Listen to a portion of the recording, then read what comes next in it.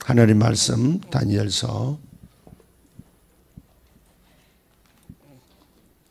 6장 9절에서 12절입니다. 구약성경 다니엘서 6장 9절에서 12절 같이 읽겠습니다. 이에 다리오 왕이 조서에 왕의 도장을 찍어 금령을 내니라.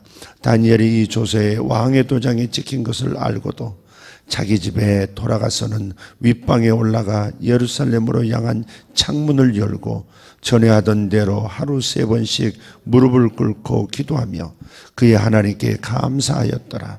그 무리들이 모여서 다니엘이 자기 하나님 앞에 기도하며 간구하는 것을 발견하고 이에 그들이 나아가서 왕의 금령에 관하여 왕께 아뢰되 왕이여, 왕이 이미 금령에 왕의 도장을 찍어서 이제부터 30일 동안에는 누구든지 왕 외에 어떤 신에게나 사람에게 구하면 사자굴에 던져넣기로 하지 아니하셨나이까 하니 왕이 대답하여 이르되 이 일이 확실하니 메대와 바사에 고치지 못하는 규례이니라 하는지라. 아멘. 아멘. 오늘 말씀은 하나님은 나를 끌어올리신다. 하나님은 나를 끌어올리신다. 끌어올리시는 하나님에 관한 말씀입니다. 이 끌어올린다, grade up이라고 그러죠. 이렇게 어디 아래 있는 어디 던져진 어떤 좀 위로 이렇게 끌어올리는 것. 하나님께서는 나를 오늘도 끌어올려 주시는 손길을 내밀고 계시는 줄 믿습니다. 성경과 역사를 볼 때에 사탄은 항상 부흥의 뒤를 따라다닙니다. 부흥을 두려워하고 부흥의 확산을 두려워합니다. 개인의 심령의 부흥이 일어날 때 사단은 즉각 지옥의 세력을 발동시킵니다. 왜냐하면 사탄의 영역에 해를 가하기 때문에 그가 부흥이 일어나지 않으면 자기 영역 안에 눌려 사는 거니까, 그러니까 괴념치 않습니다. 그러나 그가 하나님의 말씀과 성령의 역사에 의해서 심령의 부흥이 일어나고 신앙의 부흥이 일어나면 사탄은 즉각적으로 경계를 발동하는 겁니다. 이것은 비단 개인만이 아니죠. 국가에서도 그렇습니다. 국가적인 부흥, 민족적인 부흥이 일어나면, 열방의 부흥이 일어나면 사탄은 즉각적으로 비상을 거는 겁니다. 부흥의 확산은 지옥의 멸망인 걸 알기 때문에, 사탄의 권세에 패망임을 알기 때문에 저지하기 위해서 일어나는 거예요. 성경의 예를 들어본다면 요한계시록 12장에 가서 볼 때 여인이 아이를 낳았다. 근데 그 여인이 아이를 낳았을 때 그 여인 뒤에서 물을 강같이, 용이 입에서 물을 강같이 토해내어 떠내려가게 하려고, 또 아이를 삼키려고 하더라 하는 표현들이 나옵니다. 그 여인은 이스라엘일 수도 있고 교회일 수도 있고 학자마다 좀 다른 견해를 밝히고 있는데, 그것은 교회가 새로운 부흥을 낳을 때, 교회가 무언가를 생산해내기 시작할 때, 그럴 때 사탄은 즉각적으로 따라 붙는다는 것입니다. 장성하지 못하도록, 아기 때 삼켜버리도록, 아기 때 그냥 태어나기도 전에, 잉태하고 있을 때, 그것이 출산하기도 전에 그냥 떠내려가게 하려고 즉시 용이 달라붙어서 강처럼 물을 토해낸다.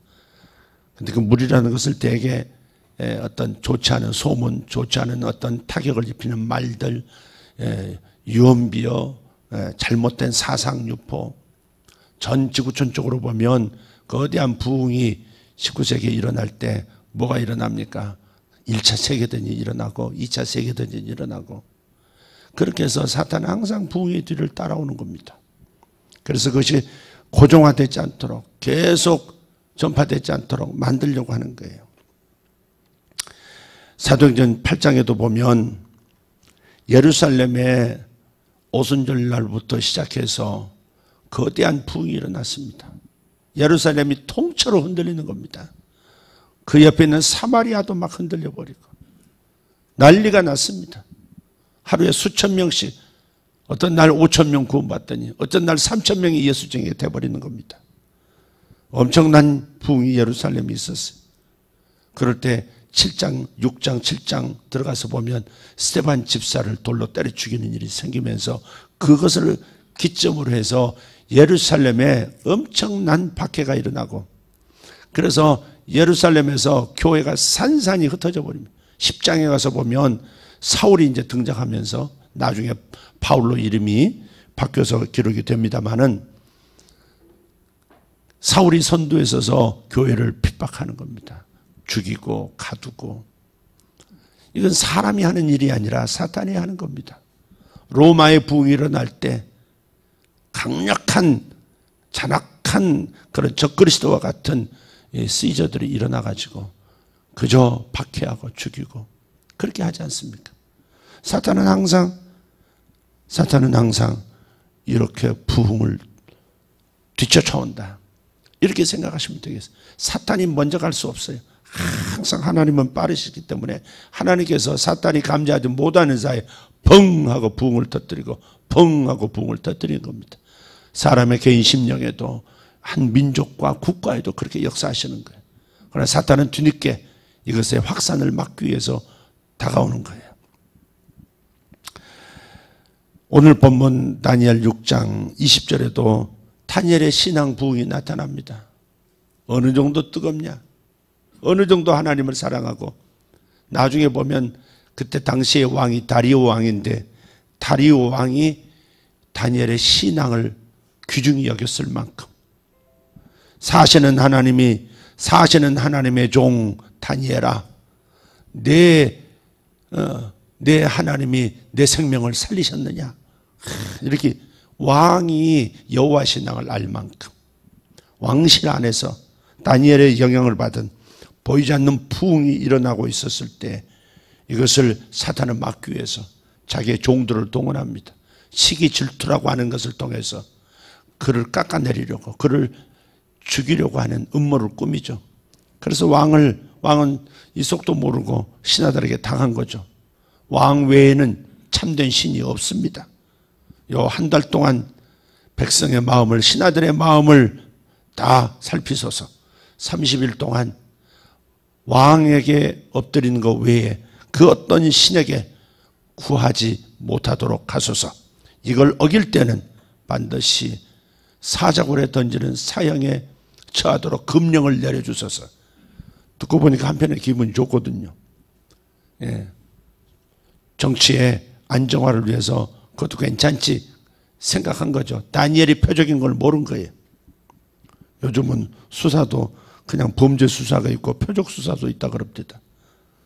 범죄 수사는 그 범죄 사실만을 하는데, 예, 표적 수사라는 건 사람을 수사하는 거예요. 범죄 수사가 아니라 사람을 수사하는 거예요. 사람을 수사하는 것은 뭐냐면 그 사람을 잡아 넣을 때까지 이거 해서 안 되면 다른 것 찾아보고, 이거 안 되면 또 다른 것 찾아보고, 이런 식으로. 그런 게 표적 수사예요.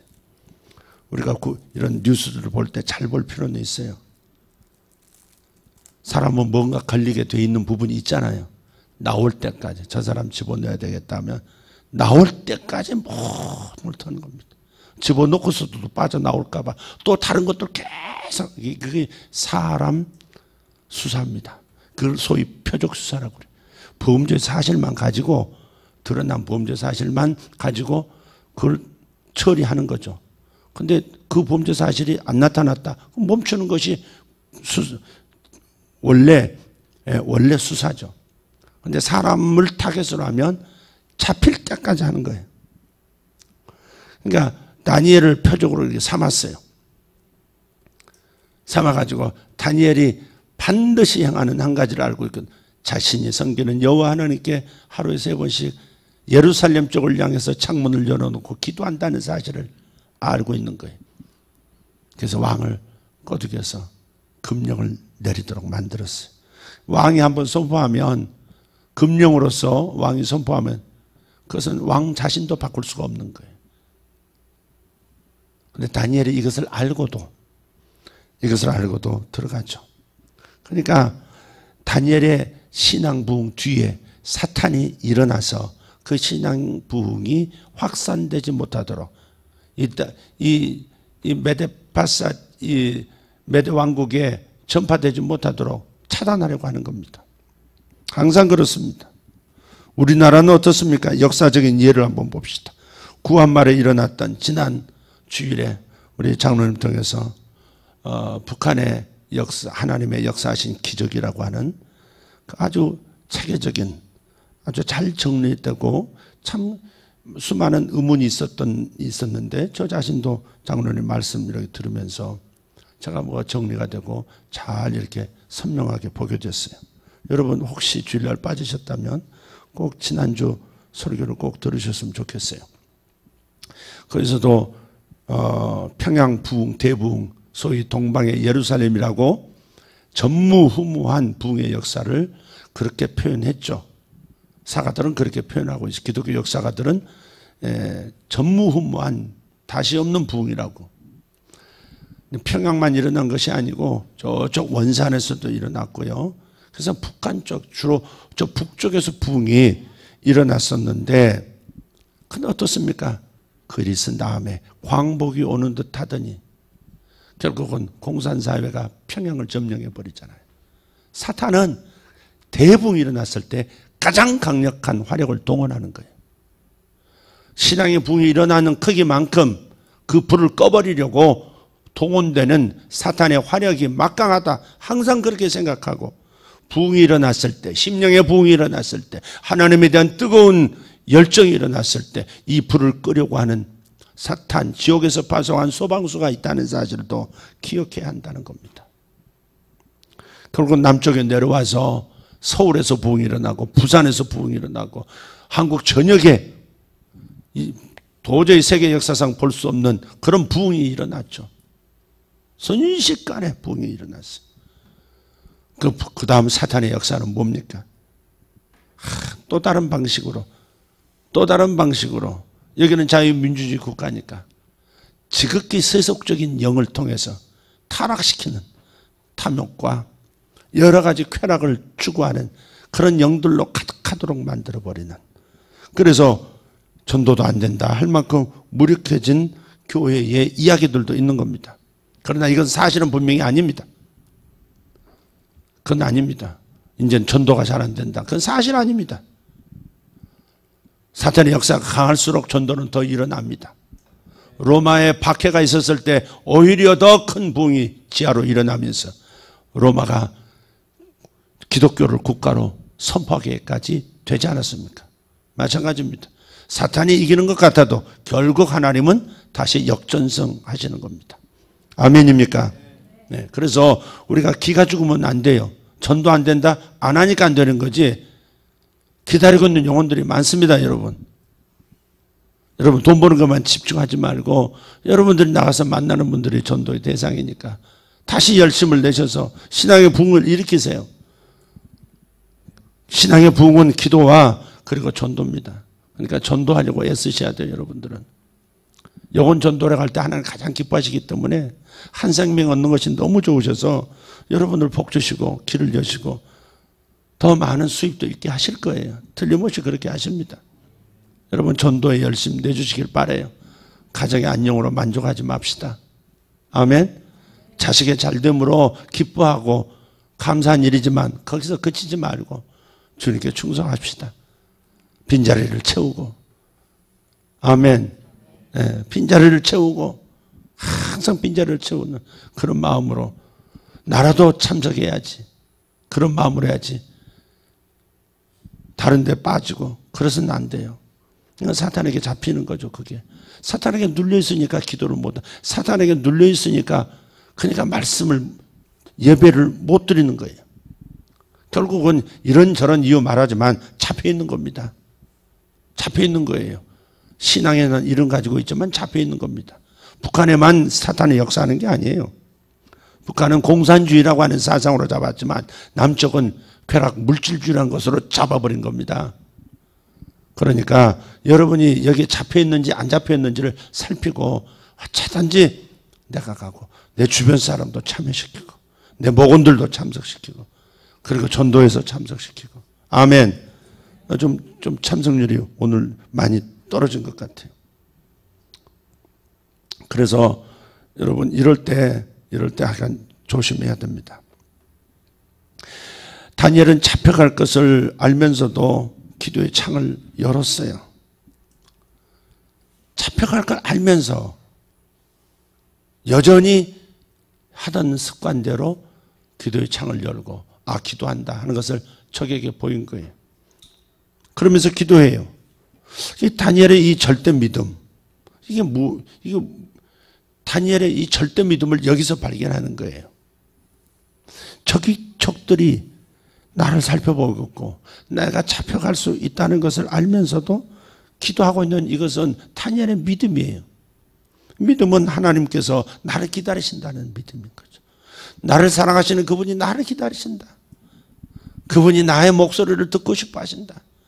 그분이 나의 마음을 드리는 것을 즐거워하신다. 그걸 굽히지 않은 거예요. 그러니까 여러분이 기도하셔야 돼요.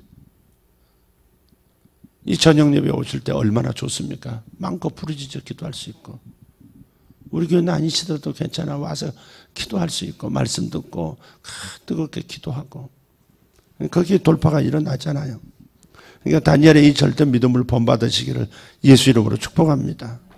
다니엘이 결국은 사자굴에 던져졌잖아요. 굶주린 사자떼에게 던져졌어요. 사실 다니엘이 인간적으로 생각하면 두렵지 않겠습니까? 선연히 떠오르지 않습니까? 장면이 굶주린 사자에게 확 물릴 때. 한번 유튜브를 보는데 사자 우리가 얼마나 허술한지, 이렇게 철망이 이렇게 있는데 이렇게 세로로만 내려준 철망들로 이루어졌는데 사자는 못 나오는데 사람은 이렇게 들어갈 수 있는 거예요. 그런 우리를 가진 나라도 있더라고, 사자 우리. 그래가지고 사람 하나가 팔을 내미는 어쩐지 모르지만 사자가 끌어당겨가지고 우리 안으로 끌고 들어갔어요. 바깥에서 누구 잡을 새도 없는 거예요. 쭉 끌고 들어. 사자 힘을 어떻게 당해요? 사자가 이 어깨하고 목 있는 물을 꽉 물고 숨을 거둘 때까지 이렇게 막 있는 겁니다. 피는 흐르기 시작하고 이 사람은 경련하고. 그러니까 경비원이 막 와서 저쪽 중동 쪽 어디 같은데, 나중에는 막 연락을 하더니 짝대기 가지고 안 되니까. 사자가 짝대기질에 놓겠어요? 안 놓죠. 이 무전으로 연락해가지고 권총을 가지고 와서 빵! 한 방을 맞았는데 찔끔하더니 끝까지 안 넣는 거예요. 개 중에도 그렇게 꽉 물고 안 넣는, 핏볼인가? 절대 안 넣는 개가 있더라고요. 근데 사자가 놓겠냐고. 세 발을 맞고서 제대로 마지막 발 맞아가지고 그냥 놓더라고요. 놓고 쓰러져 죽더라고요. 끄집어내서 뭐 인공호흡 시키고 하는데 그 다음 장면은 없고. 사자가 이렇게 무너무서만 생각해 보세요. 이 자기 뼈까지도 아드득 부러뜨릴 수 있는 사자의 입인데 다니엘 두렵죠.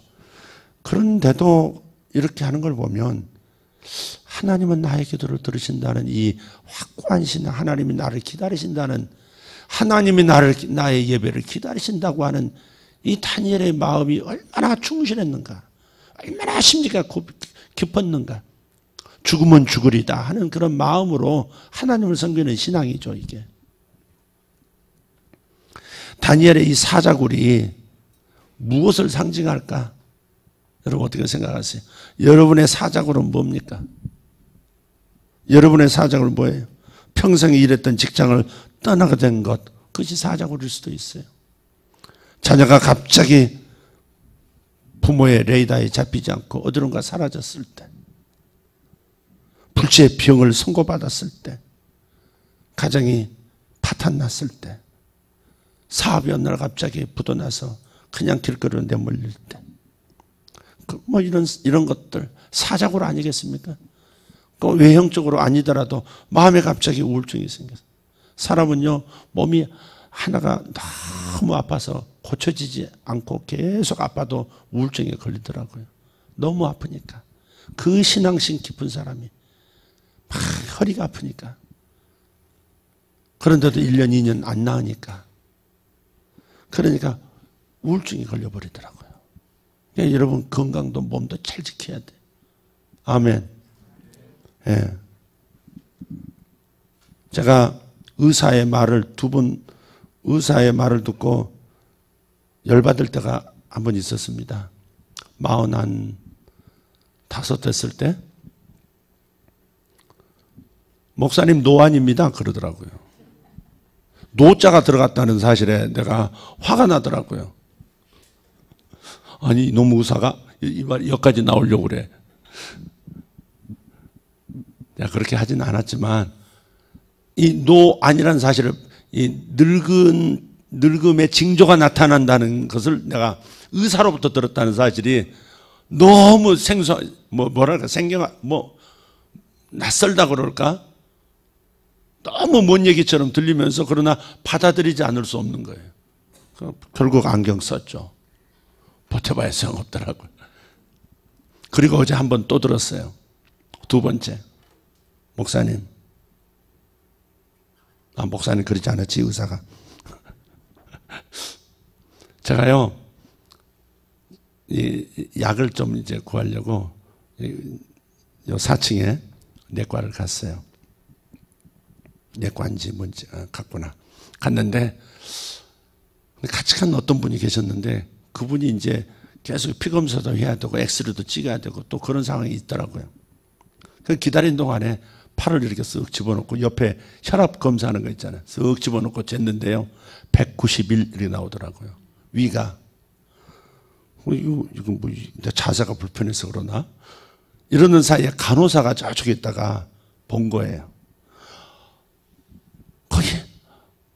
거기 아버님 너무 높아요 그러더라고요. 그러더니 막 자기가 알아가지고 막 선생님 꼭 만나고 와야 된다고 막 해가지고 제가 다시 들어갔잖아요. 다시 이제 들어가서 또 재보니까 170 되더라고요. 그러니까 이게 왔다 갔다 하는데 잘 모르겠어요. 근데 보통은 120까지가 정상이라고 그러잖아요. 140 되면 위가 펌프질 할 때 풀어질 때 말고 이렇게 할 때 그 위인데 그게 140부터는 이제 고혈압이라고 고혈압에 들어간다고 그러죠. 근데 나이가 들어가면 오늘 들은 정보로는 나이가 들면 한 150까지 올라가도 뭐 그건 이제 보통 그렇게 올라간다고 하는 거예요. 근데 저는 높아도 너무 높아요. 그래가지고 의사 선생님이 저한테 그러더라고요. 이건 음식 탓도 아니고 짜게 먹고 뭐 또 운동 탓도 아니고 뭐도 탓도 아닙니다. 당신 탓이 전혀 없습니다. 이건 태어날 때부터 그렇게 갖고 태어난 겁니다. 그러더라고요. 때가 돼서 그게 나타난 거지. 고혈압을 그렇게 해석하더라고요. 이건 뭐 당신이 잘못해서 그런 거 아니니까 그 죄책감 가질 필요 없다고. 이것은 때가 돼서 나타난 거라고. 그래서 약을 먹어야 합니까? 저는 늘 들었던 게 혈압약은 평생 먹어야 된다. 평생 먹는다가 아주 부정적으로 들렸거든요. 근데 또 한편에 또 혈압약은 아무 영향이 거의 없다는 거죠. 먹어줘야 된다는 건데 하루에 하나씩만 먹어야 된대요. 제가 이거 얘기 안 하려다 얘기했네. 오 주여. 이게 뭘 감출 수가 없네. 이 입이. 그래가지고 이제부터 정말 비상 걸렸잖아요. 저는. 간호사가 그러는 거예요. 겁을 짠뜩 주는. 선생님은요 어디 가시다가 나중에 목사인 줄 알았어요. 8층 어디서 오셨는데 이러다 그러면서 보니까 목사 같거든. 그래서 이실 짓고 했지. 그건 언제 어디서 쓰러질지도 모르는데 약 안 드시면. 의사 선생님도 그렇게 얘기하시더라고요. 그러니까 관리를 해야 되고 또 아무래도 이제 처방을 이렇게 윤필립 목사님은 요새 우리 집에서 자고 있는데 목사님 이 사람 혈압이라는 것은 피가 많아서 그런 것입니다. 확 할 때 확 늘어나지 못하도록 피를 정기적으로 빼십시오. 수혈을 3개월에 한 번씩 하시면 됩니다. 저 주둥이를 그러고 싶더라고. 근데 가만히 생각하니까 오늘 안 해도 오늘 또 조심스럽게 여보 피를 한번 뽑아보지 그러냐고. 고혈압이니까 피 양이 작아지면 그럼 혈압 아마 그럴 수도 있겠다 싶고 이제부터 여러 가지로 봉사 많이 해야 할 것 같습니다. 이 고난 중간에 피를 드디어 저도 저희 어머님이 고혈압이셨고 또 이제 큰녀석도 고혈압으로 항상 조심조심 하시는 분이시고 아마 좀 그래서 아마 외적으로 있는 것인데 이것도 한번 극복해 보려고 그래요. 이것이 영적인 문제면 제가 끊어낼 것이고 그냥 관리하는 문제고 내가 몸을 만든다면 이것을 극복할 수 있다 한번 해보려고. 보통 혈압이 나타났을 때는 고치기 어렵다는 말을 많이들 하죠. 근데 한번 해보고 싶어요. 이런 나에게 온 이 보이지 않는 위험한 장애물을 한번 치워보는 경험을 하고 싶어서 도전 의욕이 생겼어요. 그래서 정말 이제 작심삼일로 감당할 수 있는 선언이 아니잖아요. 어? 작심 1년, 작심 10년 가야 되는 거거든요. 그러니까 여러분도 제가 요즘 살 좀 빼고 계시냐고 물어주시고 국물까지 다 바닥까지 마시는 거 이제 안 하시느냐고 이렇게 물어주시면 좋겠습니다. 대놓고 이렇게 할 때 좋은 것 같아요. 정말 그잖아요. 그 말 듣고 나니까 빨리 약 하나 먹어야 되겠다라고. 아침에 공복에 먹으랬는데 어제 그 말 듣고 나니까 지금 여기서 오후에 하나 먹고 가면 안 되냐고. 그랬다니까. 그런 의식이 이렇게 돌아오는 거죠. 어쨌든 의사 선생님은 필요해요. 목사도 의사 앞에서는 꼼짝 못하는 것 같아요. 또 반대도 있어요. 의사도 목사 앞에 와서 기도 받아야 돼요. 네. 자, 다니엘의 사자굴 여러분 있으시죠? 저에게는 지금 사자굴 비스무리한 게 하나 지금 생겼어요. 어떤 분이 심장 그 방이 넷으로 나눠져 있잖아요. 그 오른쪽이 판막이 굳어져 가지고 탁탁하게 두껍게 굳어져 가지고 오른쪽이 기능을 못 하는 거예요. 거의 기능을 못 해요. 그러니까 개폐가 돼야 되는데 그게 잘 안 되는 거예요. 수시로 오는 그 통증을 느끼는 겁니다. 그래서 어디를 제대로 갈 수가 없는 거예요. 헉헉대고 여기서 저만큼 약간만 경사져도 그냥 붙잡고 겨우겨우 가고 곧 죽을 것 같고 그런 분인데 여자분이신데 이분이 하나님을 믿던 분인데 하나님을 떠난 거예요. 교회를 안 다니다가 저거는 남편이 사업이 굉장히 잘 나갔었는데 그냥 확 무너졌어요. 그래가지고 엄청난 부채가 있는 거예요. 심장도 아프지. 근데 계속 이런 생활에 스트레스가 오지. 근데 어느 날 이제 기독교 방송을 탁 틀다가 기독 방송이 나온 거예요. 어떤 분이 설교를 하시는데 예수님께서 하신 일 3가지. 진리를 가르치신 일, 복음을 전파하신 일, 3번째 병자를 치유하신 일. 이 3가지를 하셨다. 이 예수님의 3대 사역. 그 중에 치유 사역이 가슴에 탁 들어오면서 그러면서 그 말씀들이 다 믿어지면서 교회를 가고 싶더라는 거예요. 저분이 하는 교회를 가고 싶더라고요. 근데 마침 알아보니까 2시간 거리에 있는 그래서 간 거예요. 갔는데 이 목사님이 느닷없이 그러실 때 저는 한 가지 좀 특이한 은사를 하나님 주셨습니다. 제가 다른 사람의 아픔을 회중 가운데 하나님께서 이렇게 알려주시는 병을 몸으로 알게 된다. 알려주신답니다. 그런데 제가 목이 좀 불편해서 말이 좀 끊어지죠. 네.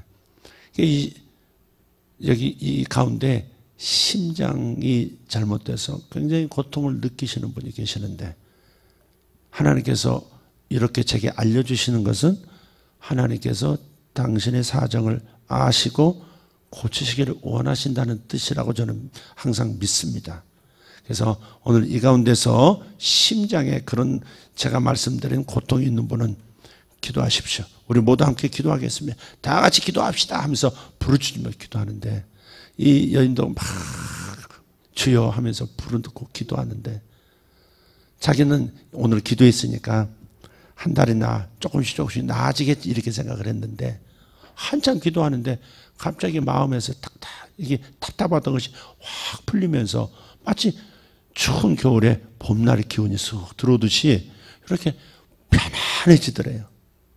그리고 호흡도 정상적이고 맥도 정상적이고 수년 동안 경험하지 못했던 자유를 맛본 거예요. 그래서 앞에 나가서 하나님 저 고치셨다고, 제 심정 고치죠. 간증하고. 여러분, 이게 다니엘의 사자고 그래서 다니엘이 사자에게 먹히지 않고 탁 이 다리오 왕이 끌어올려 준 것처럼, 사실 왕이 끌어올린 게 아니라 하나님이 끌어올리신 거죠. 하나님은 나의 사자고 그래서 나를 오늘도 끌어올리세요. 중요한 것은 우리가 어떤 믿음을 가지고 하나님에게 반응하느냐 하는 거죠. 위기에 빠진 사람들에게 해결책이 뭘까요? 위기에 빠진 사람들에게, 위기의 사정으로 빠진 사람들에게 있어야 할 해결책. 첫째, 뜨거운 회개의 눈물입니다. 문제에 봉착했으면 눈물을 흘려야 합니다. 회개해야 합니다. 아멘? 회개하지 않아서 생긴 문제일 수 있으니까 회개해야 된다 이 말이에요. 문제에 봉착한 사람들의 공통점이 뭐예요? 대부분 이렇게 말합니다. 도대체 어디서부터 풀어가야 될지 앞이 보이지 않는다고. 답이 없다고. 어디서부터 어떻게 해야 될지 모르겠다고. 갑자기 나온 직장, 이제부터 어떻게 해야 될지 모르겠다고. 자식이 저러고 있는 거, 이제부터 어떻게 해야 될지 모르겠다고.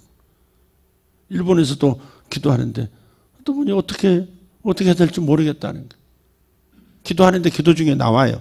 그러니까 그 곱상하게 생기신 키도 크고 그런 분이, 일본 사람 치고는 키가 굉장히 크신 분이세요. 아주 곱게 생기시고. 근데 남편이 없으셔요.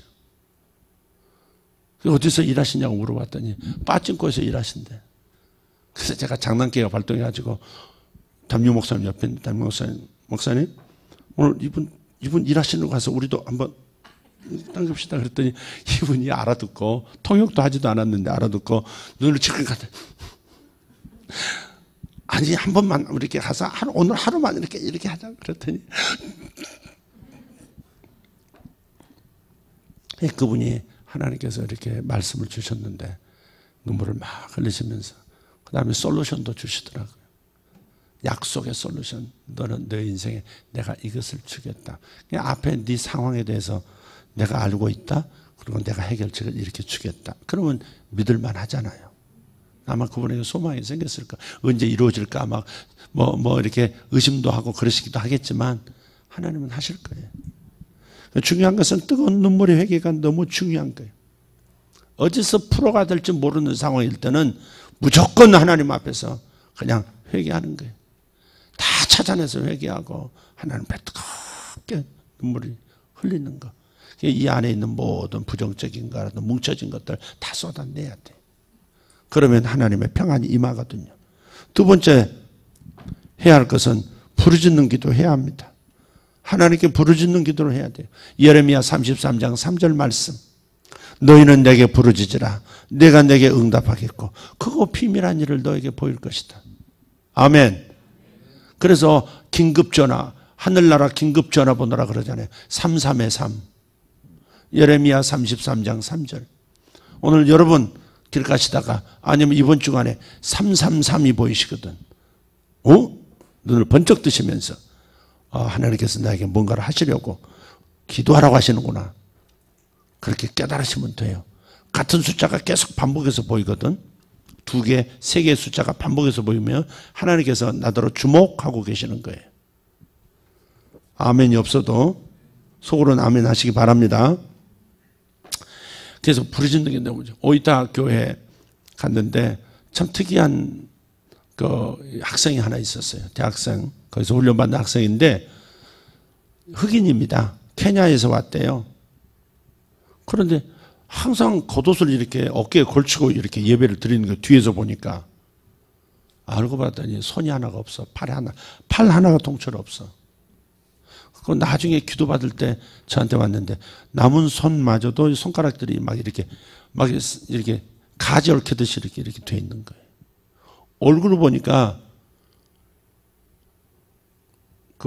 마치 얼굴 하나를 통째로 이렇게 다른 데서 갖다 붙인 것처럼 삥 둘러서 이렇게 수술 자국이 아주 흉하게 있는 거예요. 나중에 알고 보니까 케냐에서 사고가 나가지고 다 그렇게 된 거예요. 근데 하나님께서 그 자매 이름을 놓고 처음에 그 자매가 누군지도 모르고 그냥 이름만 놓고 기도하는데 거기만 아픈 게 아니고 다른 어디도 아프다고 하는 것을 하나님 가르쳐 주셨어요. 그래서 이제 그 사람 기도 시간 돼서 순서를 딱 들어왔는데 그 자매가 들어오더라고요.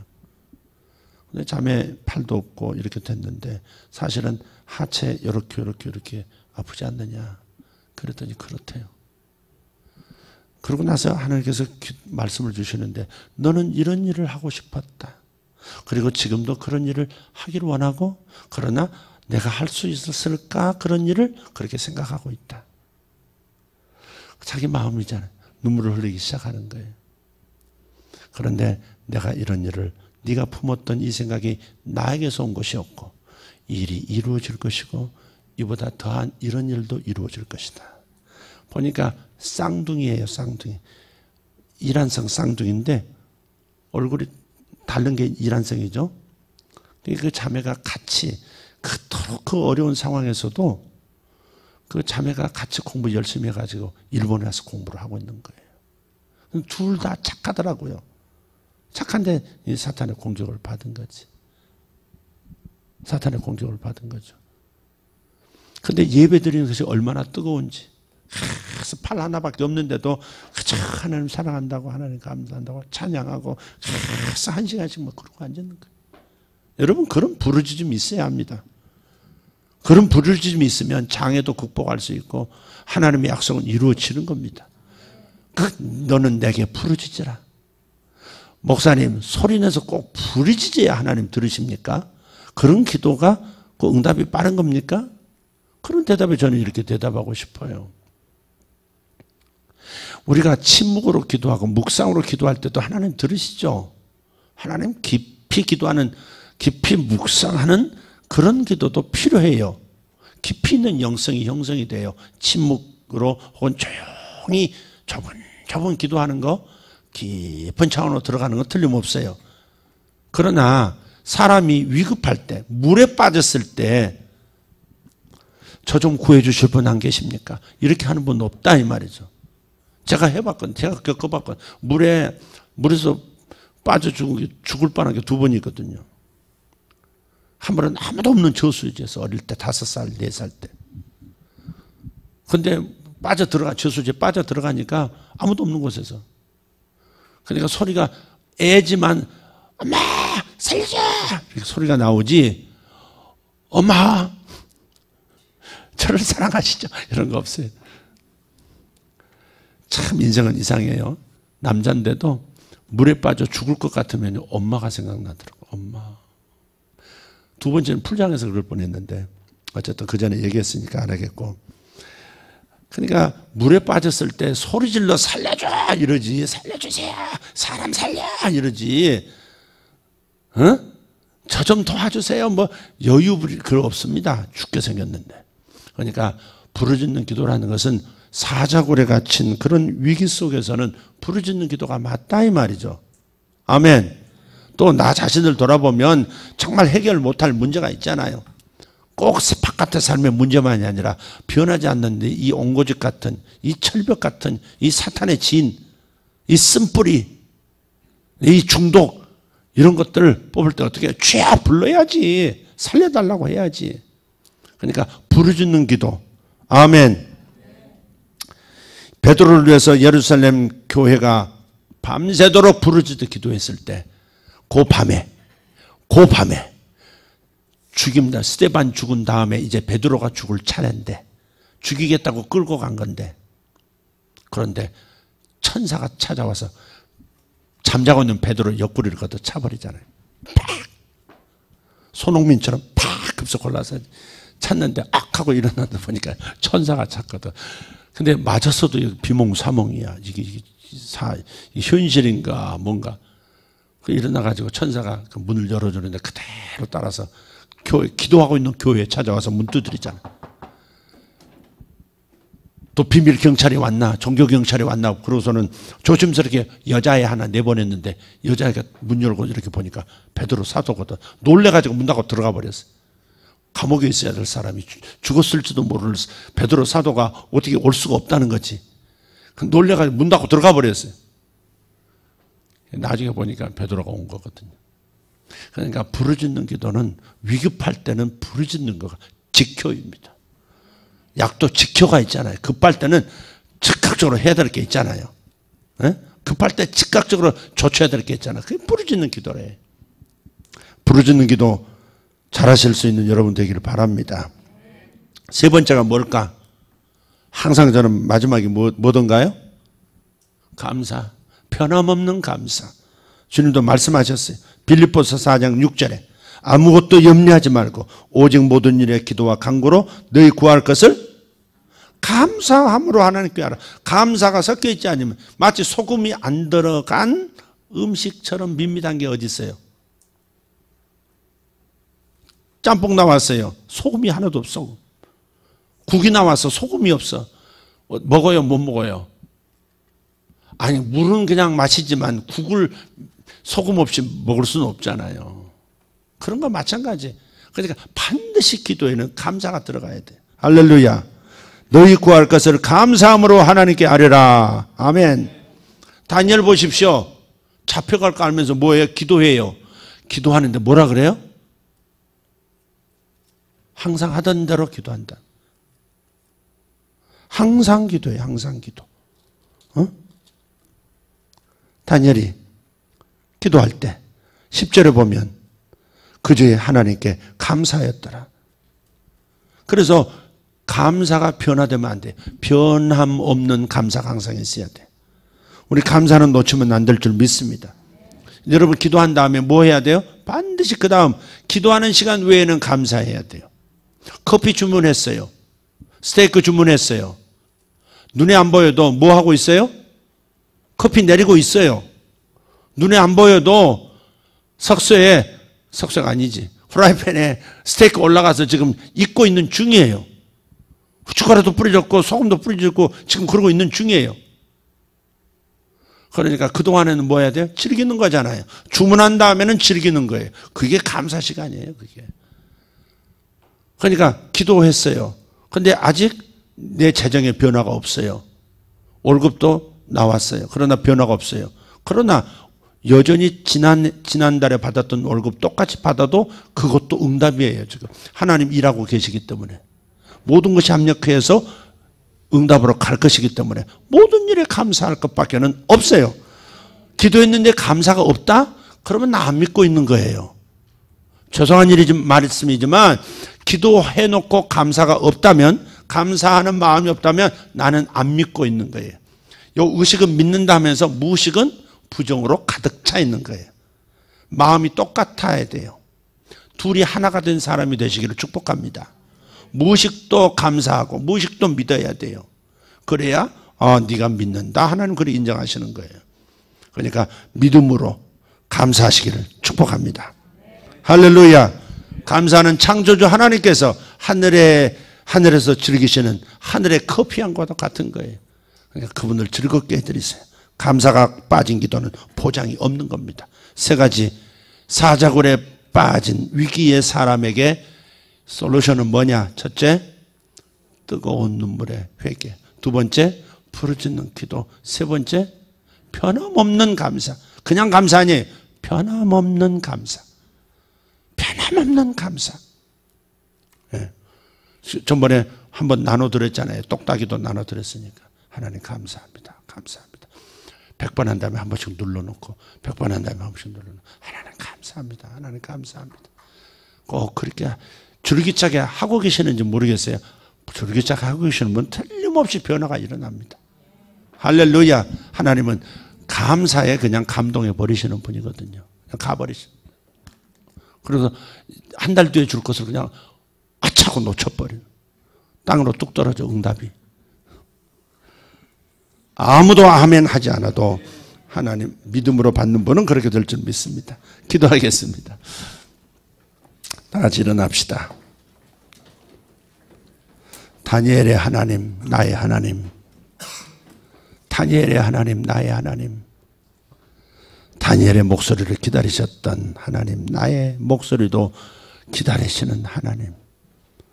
다니엘의 감사를 천상의 커피향으로 즐기시는 그 하나님, 나의 감사도 향기로운 향기로운 예물로 즐기시는 하나님. 그러니 어찌 내가 하나님 앞에 기도하지 않겠으며 감사하지 않겠으며 때로는 뜨거운 눈물로 회개하지 않겠습니까? 하나님 앞에 내가 열정을 갖지 못했던 거, 내가 예배를 등한히 했던 거, 다니엘 같은 상황도 아닌데 나는 끝없이 이 세속의 영에 눌려서 예배를 등한히 하는 이런 사로잡힌 영혼의 상태, 주님 이거 회개하고 뜨거운 눈물로 회개하고 이제 예배 중심의 삶으로 돌아가겠습니다. 내 가족이 예배 중심의 삶이 아닙니다. 주님, 내 가족을 예배 중심의 가정이 되게 도와주십시오. 내 자식들이 예배 중심이 되게 도와주시고 내 아버지 어머니가 예배 중심이 되게 하시고 하나님 만나는 즐거움에 푹 빠진 사람들 되게 하여 주십시오. 여러분이 기도해야 합니다. 남편이 교회에 안 나오는 거, 예배에 한 번 떡 나오고 멈추는 거, 그거 뜨거운 눈물 흘려야 합니다. 부르짖어야 합니다. 사람이 변하려면 예배가 아니고서는 안 됩니다. 하나님 만나는 시간이 없고서는 사람이 변하지 않습니다. 변한 것처럼 속지 맙시다. 우리 하나님 앞에 내 자식들, 내 사랑하는 아내, 내 사랑하는 남편, 내 사랑하는 형제자매들 주님 도와주시옵소서. 하나님 주님 앞에 사자굴에 빠지기 전에 기도하는 자들 되게 하시고 사자굴에 빠졌으면 부르짖는 기도하게 도와주시고 하나님 앞에 변함없는 감사로 영광 돌리는 아버지 우리들이 되게 하여 주시옵소서. 주님 앞에 기도하기를 바랍니다. 하나님의 영이 여러분 위를 운행하고 계십니다. 여러분의 기도에 귀를 기울이시고 여러분의 심령 소리를 들으시며 여러분의 감사하는 그 향기를 맡으시는 것을 여러분 보셔야 합니다. 주님께서 움직이고 계십니다. 주님께서 여러분의 삶을 챙기십니다. 여러분이 겨우 연명하도록 그렇게 놔두시지 않으시려고 여러분의 기도를 요구하고 계세요. 풍성한 삶으로 인도하시기 위하여, 넘치는 기쁨으로 인도하시기 위하여 여러분의 삶의 모든 영역이 형통하도록 주님이 역사하시기 위하여 우리에게서 무엇이 올라오나 기다리고 계시니 그분을 기쁘시게 해드리기를 바랍니다. 주님 감사합니다. 주님 감사합니다. 주여